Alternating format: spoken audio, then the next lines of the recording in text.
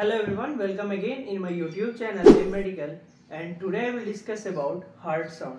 So mainly क्या होता है heart sound? जो heart sound होता है heart sound produced by heart during cardiac cycle when heart valve close. जब heart sound होता है वो mainly heart से ही जनरेट होता है और वो कब होता है जब हमारी कार्डियक साइकिल है। कार्डियक साइकिल आपको पता होता है 0.8 सेकेंड में कंप्लीट होता है। इसके 3 स्टेजेस भी होते हैं। तो वो जब कंप्लीट होता है और उसके अंदर जो हमारी बल्ब क्लोज होती है उससे जनरेट साउंड को ही हम हार्ट साउंड कहते हैं। तो होपफुली कि आपको डेफिनेशन आगे होगी कि हार्ट साउंड क्या होता है। सो इसी वीडियो में हम नेक्स्ट देखेंगे हार्ट का जो साउंड होता है वो कितने टाइप्स के होते हैं और क्या जनरेट करता है हार्ट साउंड। हम मेनली क्या जानते हैं कि हार्ट साउंड धक धक दुक दुक करता है, ऐसा कुछ नहीं है। बेसिकली हार्ट साउंड जो होता है वो दो English word love and dub sound generate करता है। सो लव साउंड क्या होता है? When the mitral and tricuspid valve close, इसे आल्सो नोन एज क्या बोलते हैं? आर्ट्रियोवेंट्रिकुलर वाल्व।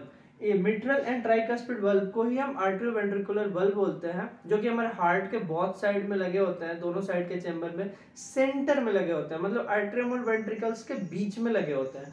तो वो जो दोनों वाल्व जब क्लोज होता है, जब हमारे आर्ट्रियम से वेंट्रिकल्स में ब्लड जाती है और जब क्लोज होता है उस समय जो साउंड जनरेट होता है उसे बोलते हैं लब साउंड। क्या बोलते हैं स्टूडेंट? लब साउंड। एंड डब साउंड क्या होता है? When the aortic and pulmonary valve close, जब हमारे aortic and pulmonary valve also known as semi lunar valve, ये जब क्लोज होते हैं तो उससे जनरेट होने वाले जो साउंड होता है उसे बोलते हैं डब साउंड। तो मेनली दो ही साउंड होते हैं, लव एंड डब। अब इसके टाइप्स कितने होते हैं, ये कब कब जनरेट होते हैं? तो there are mainly 4 types of heart sound, S1, S2, S3, S4। तो इस वीडियो में हम आगे इसका डिस्कशन कर लेंगे। उससे पहले हम ये जान लेते हैं कि हम हार्ट साउंड को सुनेंगे कैसे। तो हार्ट साउंड का मेथड जो है वो 3 है, by using stethoscope, microphones and phonocardiogram. इन 3 मेथड्स के थ्रू हम हार्ट साउंड को इजीली एसेस कर सकते हैं। बेसिकली ये जो इक्विपमेंट्स है ये इंटरनली साउंड्स को सुनने के लिए ही बना है, जैसे हमारा lung sound, ball sound, stomach, abdomen से रिलेटेड या हार्ट साउंड, इन हम स्टेथोस्कोप से ही एसेस करते हैं। सो अगर आप मेडिकल स्टूडेंट हो तो प्लीज मेरे चैनल को लाइक, शेयर एंड सब्सक्राइब करो, क्योंकि मैं नर्सिंग एंड मेडिकल से रिलेटेड सारे assignment, lesson plan, drugs book या लेक्चर हो या प्रैक्टिकली मैं सारे अपने इस चैनल पे प्रोवाइड कराता हूँ। So please do like, share and subscribe my YouTube channel. And आगे चलते हैं इस लेक्चर। नेक्स्ट आता है हमारा types of heart sound. So there are mainly 4 types of heart sound, S1, S2, S3 and S4। अब ये 4 साउंड होते क्या है इसको मैं आपको मैं डिफाइन करता हूँ। S1 क्या होता है? Sudden closure of mitral and tricuspid valve. That means atrioventricular valve जो हमारा मिट्रल एंड ट्राइकस्पिड वाल्व है वो जब सडन क्लोजर होता है, एंड दैट टाइम हमारी S1 साउंड जनरेट होते हैं। S1 साउंड जनरेट होते हैं और इसके जो पिच होते हैं, जैसे हम सुन सकते हैं, वो हाई होता है और टाइमिंग 0.01 टू 0.14 सेकेंड होता है। इस टाइम में हम इस साउंड को, S1 साउंड को सुन सकते हैं जब सडन क्लोजर होता है हमारे आर्ट्रियोवेंट्रिकुलर वाल्व का। और ये क्या होता है? ऑडिबल है। दैट मींस हम इसे स्टेथोस्कोप के थ्रू सुन सकते हैं। सेकंड आता है S2, sudden closure of aortic and pulmonary valve.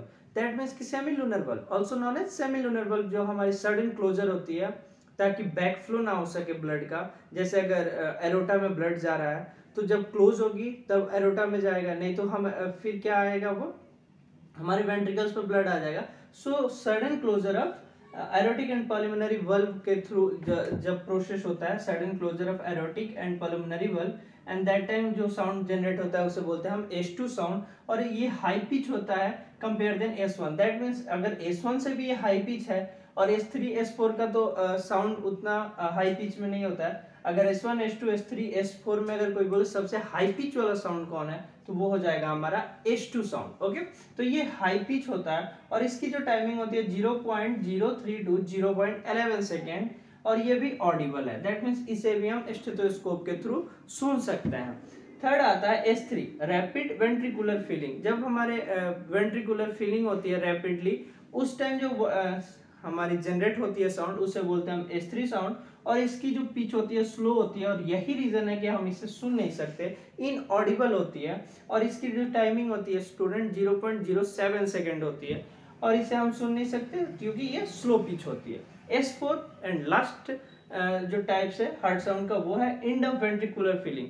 जब वेंट्रिकुलर फीलिंग की समाप्ति होती है, इंड होती है, उससे ही हम बोलते हैं उस टाइम जो हमारी मसल के थ्रू जनरेट होती है, कार्डियक मसल के थ्रू जो साउंड जनरेट होती है उसे हम बोलते हैं S4 साउंड। और ये क्या लिख रहा है, वीक रंबलिंग। रंबलिंग मतलब जब ब्लड किसी मसल में या किसी पार्ट्स में जाता है तो जो ब्लड से जनरेट होता है ना साउंड, उससे हम रंबलिंग साउंड बोलते हैं। और ये 0.02 टू 0.04 सेकेंड तक इसकी टाइमिंग होती है और इनऑडिबल होता है, इसे भी हम नहीं सुन सकते। दैट मीन्स S3 और S4 हम जब भी सुनते हैं जब हमारे कार्डियो से रिलेटेड कोई प्रॉब्लम हो जाए, एरिथमिया या एंडोकार्डाइटिस या myocardial infection, and that time S1 S3 S4 भी सुनाई देने लगता है अगर कोई प्रॉब्लम हो हार्ट से रिलेटेड तब, नहीं तो ये इनऑडिबल होता है, इसे हम नहीं सुन सकते। तो ये था S1 S2 S3 S4 sound.